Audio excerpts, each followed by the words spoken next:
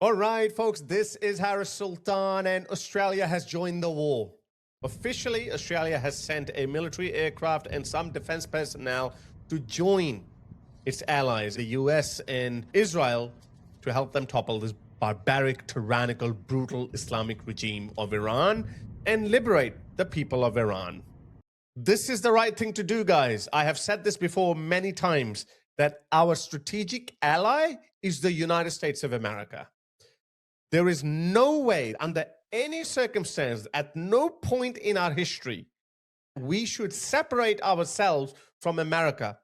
We should never think about appeasing a tiny segment of a minority in our country and destroy our decades, even centuries-long alliances with the likes of US or the UK. Something so simple, yet so stupidly ignored by the UK's Keir Starmer, just to appease a tiny segment of people who don't even like Labour anymore. Like, it's so stupid. He's trying to suck up to people in Bradford, East London, Birmingham, who don't even like him. They've already joined the Greens.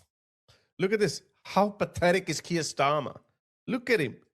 After look at this. After rebuking Donald Trump's demands to give access to UK bases to America, he went straight to his Muslim constituents to simp for them. Look at this, how pathetic. On Iran, I want to make clear the UK was not involved in the offensive strikes of the US and Israel, and that remains the case. Allahu Akbar! I'm surprised I didn't chant Allahu Akbar. How pathetic. Absolutely pathetic. He forgot how the West, how the UK specifically, destroyed Nazism, destroyed fascism with the help of our much bigger, stronger friend and ally, the United States. He forgot about that. What a pathetic creature. This is a matter of national security. Now, I said that Albanese was walking in his footsteps, but Albanese is a little bit cleverer, but also has the luxury of not having a huge Muslim population in Australia. I'm telling you, if Australia had the similar demography that the UK has, then Albanese would have thrown America under the bus as well, which is not as much as throwing America under the bus as it is throwing Australia under the bus. Because as I said, it is in our interest to have America on our side. Not the other way around. America is fine. Yes, America needs us to keep an eye on China, but America has a lot of aircraft carriers, 4 operational at any given time. And America is a pretty big boy. They can look after themselves. But if China sets its eyes on us, who do we need? We need America. And I, for one, will always cheerlead our alliance with America, even the UK. So Anthony Albanese made the right call. Let's have a listen. Sucked into the vortex of an unpredictable war ignited by Australia's mercurial ally. See the framing? This is the ABC. This is our BBC. Sucked into a war by Australia's mercurial ally. As I said again, guys, you got to remember, it is in our interest to have America on our side. And look what we've sent. We've sent 1 aircraft and a few defense personnel. And we're like, hey, and look, that's clever. Okay, that's actually clever. Now we can tell the Americans that, hey, look, according to our own GDP and our size, we contributed. We are your ally. And that's all the UK had to do. Just give access to UK military bases. That's it. You don't have to put your soldiers in harm's way. There are no boots on the ground. That's the smart thing to do.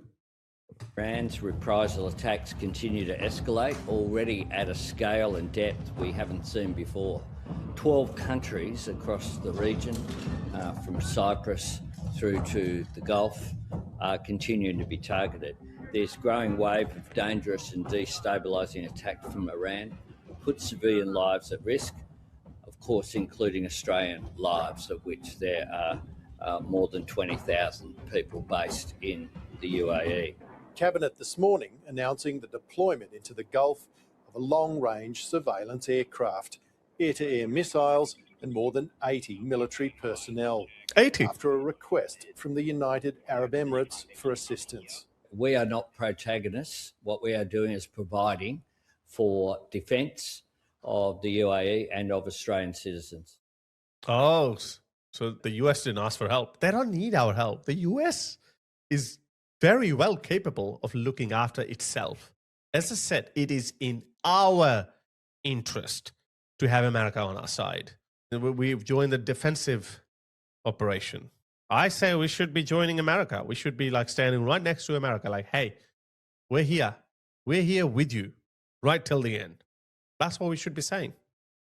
But that does not hide the reality that it's been triggered by unexpected fallout from a US and Israeli-led conflict against Iran that began on a questionable legal basis.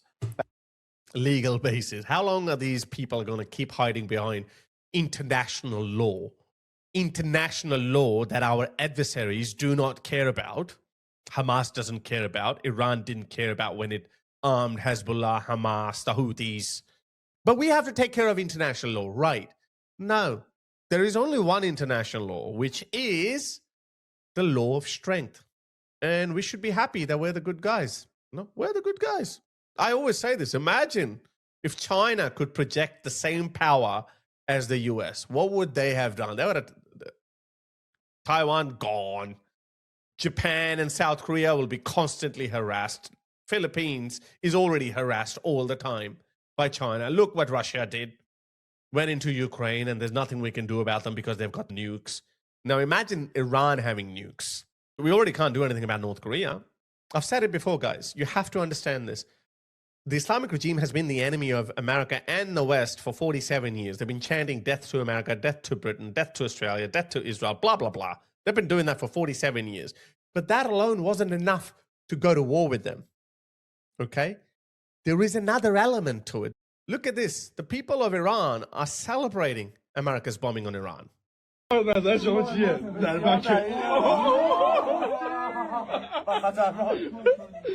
ever seen anything like this?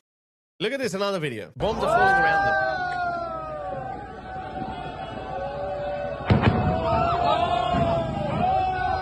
And they're celebrating it. And they're celebrating it. So this was the most optimum point in our history to take out this regime.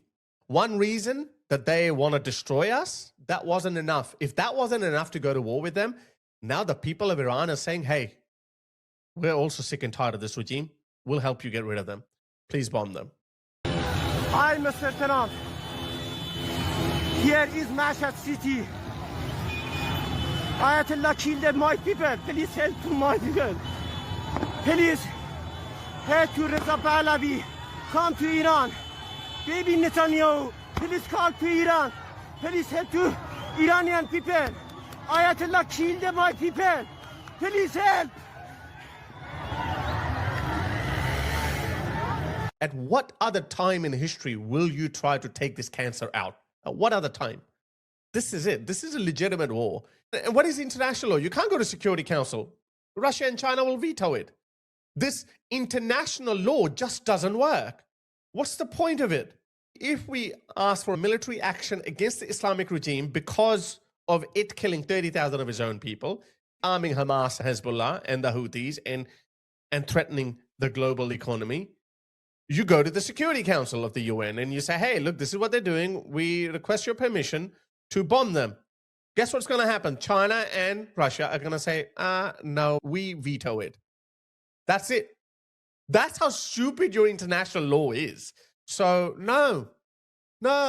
As I said, the Islamic regime of Iran did not ask the UN Security Council when they were arming Hamas and allowing them to go into Israel.